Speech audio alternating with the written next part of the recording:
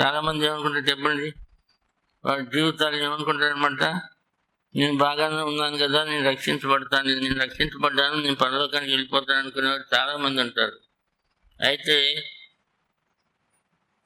దాంట్లో చాలా మంది మోసపోయిన వారు ఉంటారని చెప్పి దేవుని యొక్క వాక్యం సెలవిస్తాడు. మోసపోయిన వారు ఉంటారు.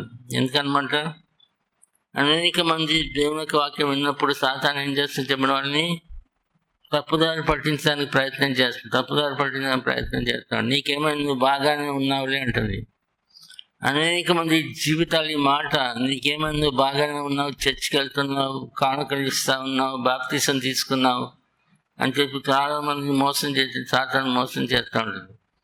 కనుక అడిగితే అనేక మంది మోసపోతుంటారు ఉంటారని చెప్పి, కనుక వారు మోసపోయి ఏమనుకుంటారు చెప్పండి, నేను రక్షించబడ్డాను, నాకేం పర్లేదు అనుకుంటారు. కానీ వాస్తవం వారు చనిపడి అక్కడ కలిసి చేస్తారు, నరకంలో కలిసి చేస్తారని చెప్పి జ్ఞాపకం చేస్తారు.